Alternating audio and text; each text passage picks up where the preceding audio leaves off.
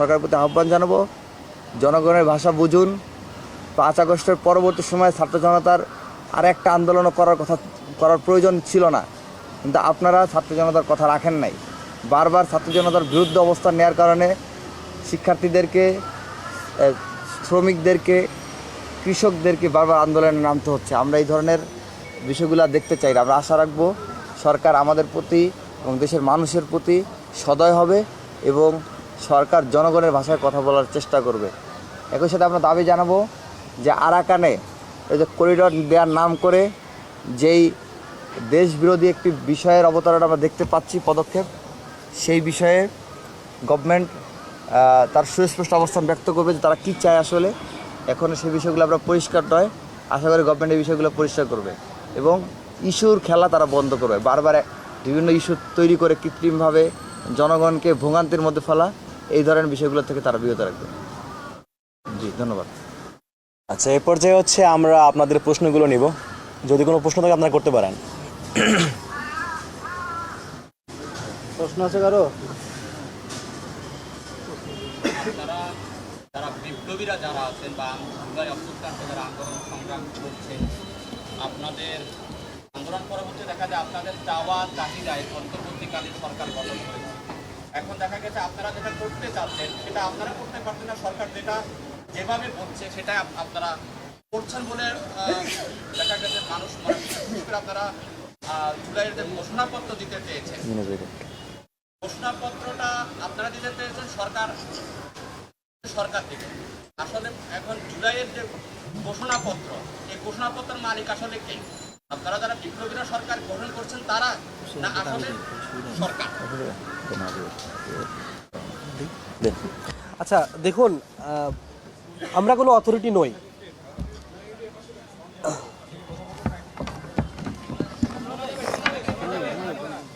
আচ্ছা দেখুন, আমরা কোনো অথরিটি নই। আমরা এর আগেও বলেছিলাম জুলাই ঘোষণাপত্র নিয়ে একটা রাজনীতি হয়েছে। আপনারা দেখেছেন যে একটি পক্ষ এর আগে একাই তারা অন্যান্য পক্ষের সাথে আলোচনা না করে জুলাই ঘোষণাপত্র দিতে চেয়েছিল।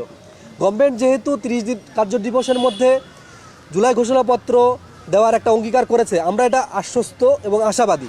সেই সাথে আমরা বলতে চাই যে আমরা একটা ডেমো তাদের কাছে প্রপোজ করতে চাই এবং এর মাধ্যমে আমরা অন্যান্য যত জুলাই অভ্যুত্থানের স্টেক হোল্ডার আছে তাদেরকেও আমরা আহ্বান জানাতে চাই তাদের পক্ষ থেকে একটা ডেমো দেওয়া হোক। এর মধ্য দিয়ে প্রত্যেক স্টেক হোল্ডারের কথা এখানে উঠে আসবে এবং আলটিমেটলি 30 দিন পরে গভর্নমেন্ট যে অভ্যুত্থানের যে ঘোষণাপত্রটা দিবে সেটা যাতে সবার এখানে কনসেপ্টটা উঠে আসে, আমরা সেটাই আসলে চাচ্ছি। ধন্যবাদ। জি,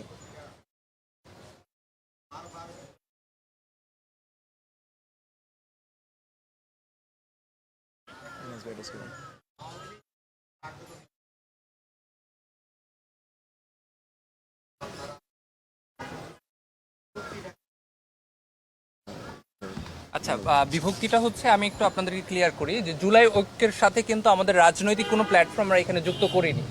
আমরা এখানে শুধুমাত্র সামাজিক মানবাধিকার এবং বিভিন্ন প্রেশার গ্রুপকে এখানে যুক্ত করার চেষ্টা করেছি। তার মানে হচ্ছে জুলাই ঐক্য এখনো পর্যন্ত স্টিল নাও যতগুলো অর্গানাইজেশন আমাদের সাথে কানেক্টেড হয়েছে তাদের মধ্যে এখনো পর্যন্ত আমাদের কোনো বিভক্তির ব্যাপারে আমাদের এখনো পর্যন্ত নজরে আসেনি। তার মানে এই জায়গাটা কোনো ভ্যালিডিটি নাই। এটা হচ্ছে নাম্বার 1। নাম্বার 2 হচ্ছে যে প্রত্যেকটা রাজনৈতিক দলের একটা ভিন্ন ভিন্ন স্ট্রেন্থ থাকতে পারে। এক একজন এই যে গেজেটটা প্রকাশ হয়েছে এই গেজেটটাকে তারা ভিন্ন অ্যাঙ্গেলে দেখার চেষ্টা করতে পারে, এটা স্বাভাবিক। তার রাজনৈতিক একটা স্ট্যান্ড থাকাটা অস্বাভাবিক কিছু না, কিন্তু বাস্তবতা হচ্ছে যে আমরা একজন সচেতন নাগরিক হিসেবে আমরা দেখতে পাচ্ছি গেজেটের মধ্যে অনেকগুলো ফাঁকফোকর রয়ে গেছে। ফাঁকফোকর কী রয়ে গেছে সেটা বিগত ফেসিবাদের যেই বড় বড় গণহত্যাগুলো ছিল সেগুলোকে এখানে মেনশন করা হয়নি। শুরুতে হচ্ছে পিলখানা হত্যাকাণ্ডের 57 জন যে দক্ষ সেনা অফিসার আছে তাদের কথাটা এখানে উল্লেখ করা হয় নাই।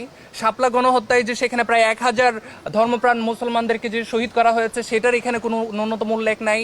মোদি বিরোধী আন্দোলনে যে প্রায় 17 জনকে নির্বিচারে গুলি করে হত্যা করা হয়েছে সেটার উল্লেখ নাই।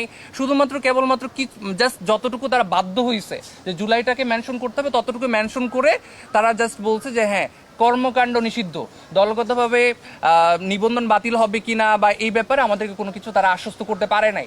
তো আমরা সেই জন্যই হচ্ছে এই কনসার্নের জায়গা থেকে আজকে প্রেস ব্রিফিংয়ে আসতে বাধ্য হয়েছে যে সরকারকে এই বিষয়গুলো নজর আনা দরকার, জনসম্মুখে আমাদের এই বিষয়গুলো স্পষ্ট করা দরকার। তো সেই জায়গাটা হচ্ছে যে এখনো পর্যন্ত আমাদের কাছে সবগুলো এভিডেন্স সামনে আছে। গুম কমিশন প্রতিনিয়ত তারা কাজ করে যাচ্ছে, তারা সাক্ষ্য প্রমাণ সংগ্রহ করছে যে কিভাবে আয়না ঘরে নিয়ে মানুষকে নির্মমভাবে নির্যাতন করা হয়েছে। আমার কাছে মাঝে মধ্যে মনে হয়েছে যে আপনারাও পাঠ করলে দেখবেন যে পৃথিবীর যে সবচেয়ে নৃশংস কারাগার গুয়ান্তানামো বে কারাগারের থেকেও নৃশংসতাকে কিছু জায়গায় হার মানিয়ে গেছে। তো এইগুলোর কোনো কিছু এখানে গ্যাজেটে প্রকাশ করে নাই যে একটা দলকে নিষিদ্ধ করার ক্ষেত্রে যেগুলো বড় বড় সবচেয়ে মূল যে ফ্যাক্টরগুলো ছিল উল্লেখ করা জরুরি ছিল এবং এটা সবাই জানে। তো মনে হয়েছে এটাকে সাইড কেটে যাওয়া হয়েছে। এটা কি উদ্দেশ্যমূলকভাবে সাইড কেটে যাওয়া হয়েছে কিনা এই জায়গায় আমাদের যথেষ্ট সন্দেহ আছে যে সরকারের আসলে সদিচ্ছা আছে কিনা এই সন্ত্রাসী জঙ্গি গোষ্ঠীটাকে নিষিদ্ধ করার ব্যাপারে। তো সেই জায়গা থেকে তারা আমাদেরকে বিচারের একটা আমরা বলবো মূলা ঝুলানো হয়েছে আমাদের সামনে, বা একটা আমলাতান্ত্রিক জটিলতা আমাদের সামনে দেখানো হয়েছে। তো এই জায়গাটা আমরা অনুরোধ রাখতে চাই যে এভিডেন্স সবগুলো আমাদের সামনে আছে। জুলাই গণ অভ্যুত্থানে কীভাবে নির্বিচারে 2000 শহীদ 30,000কে আহত করা হয়েছে সেটা এখনো পর্যন্ত এভিডেন্স সংগ্রহ করার জন্য আমাদের খুব বেশি দূর যাওয়ার প্রয়োজন নাই। অনলাইনে ভিডিও আছে, আহতরা এখনো পর্যন্ত জীবিত আছে, শহীদ পরিবাররা এখনো পর্যন্ত সাক্ষ্য দেওয়ার জন্য দুপায়ে দাঁড়ানো আছে, তারা বিচারের জন্য হাহাকার করছে, থানায় গিয়ে বিচার পাচ্ছে না, কোর্টে গিয়ে বিচার পাচ্ছে না। এই ধরনের ঘটনাগুলো কিন্তু এখনো পর্যন্ত আমাদের সামনে উপস্থিত। তো সেই ঘটনাগুলোকে সামনে রেখে এই বিচার প্রক্রিয়া আমরা মনে করি কোনোভাবে প্রলম্বিত করার সুযোগ নাই। আমরা জোর দাবি জানাতে চাই বিচারকে কোনোভাবে যেন হচ্ছে আমলাতান্ত্রিক জটিলতায় ফেলে কোনোভাবেই যেন হচ্ছে প্রলম্বিত করা না হয়।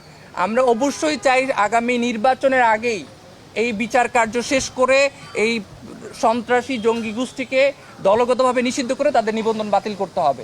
তাদের বাংলাদেশে রাজনীতি করার ন্যূনতম অধিকার নাই। এটা 36শে জুলাই 5ই আগস্ট জনগণ তাদের রায় দিয়ে দিয়েছে এবং তারা প্রমাণ করেছে তারা আসলে বাংলাদেশের কোনো রাজনীতি করে নাই। বাংলাদেশের রাজনীতি করে তা আর যাই হোক বাংলাদেশ ছেড়ে পালিয়ে যেত না। তো এই জায়গাগুলো আমাদের কাছে দিনের দিবালোকের মতো করে স্পষ্ট। তো এই জায়গাটা আমাদের কাছে মনে হয় যে এখনো পর্যন্ত আমরা যতগুলো প্রেশার গ্রুপ এখানে কানেক্ট হয়েছে তাদের মধ্যে কোনো বিভক্তি নাই এবং জনগণকে আহ্বান করব যে আমরা আপনাদেরকে অনুরোধ রাখতে চাই এই যে সরকারের মধ্যে এই ফাঁকফোকরগুলো কিভাবে ঢুকছে, এটা কি অবচেতনভাবেই ঢুকছে নাকি সচেতনভাবে তারা কোনো একটা বিশেষ গোষ্ঠীর কাছে বিদেশি শক্তির কাছে কোনোভাবে বিক্রি হয়ে যাচ্ছে কিনা। আমরা কোনোভাবে এই শহীদদের রক্তের সাথে বেইমানি করতে পারি না। যদি হচ্ছে কোনো ধরনের বেইমানি চাতুরি বা প্রহসন আমাদের সামনে ধরা পড়ে আমরা জনগণকে সাথে নিয়ে কঠোর থেকে কঠোরতর কর্মসূচি দিয়ে আমরা এই বিপ্লবকে অবশ্যই সার্থক করে তুলব এর দৃঢ় প্রতিজ্ঞা আমরা ব্যক্ত করছি। সেই জায়গা থেকে কোনো রাজনৈতিক গোষ্ঠী হয়তো কোনো একটা বিশেষ গোষ্ঠীর কাছে বিক্রি হয়ে যেতে পারে। আপনারা জনগণকে অনুরোধ করবো আপনারা আস্থা রাখুন জুলাই ঐক্যের সাথে যারা আছে তারা অন্তত কারোর কাছে দেশকে বিক্রি করে অন্তত দিবে না। তাদের শেষ রক্তবিন্দু পর্যন্ত তারা দেশের এই বিপ্লবকে সার্থক করে তুলবে।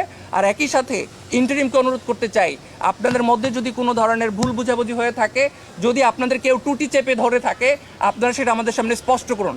আমরা আপনাদেরকে সহযোগিতা করবো এই বিপ্লবকে সার্থক করার জন্য। আর যদি আপনারা এই টুটি চেপে রেখে স্পষ্ট না করে আপনারা যদি বিশেষ কোনো গোষ্ঠীর স্বার্থ হাসিল করতে চান তাহলে আমরাও আপনাদেরকে শক্তভাবে মোকাবেলা করতে বাধ্য হব। এই হচ্ছে আমাদের পক্ষ থেকে আজকের কথা।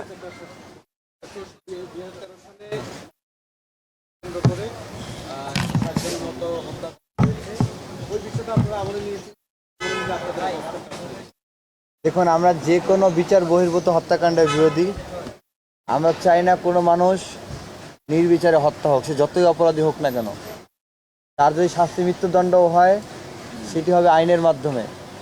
আমরা মব জাস্টিসে বিশ্বাসী নই এবং আইন শৃঙ্খলা রক্ষাকারী বাহিনীর যে বিচার বহির্ভূত ক্রস ফায়ার হত্যাকাণ্ড আমরা অতীতে সংগঠিত হতে দেখেছি।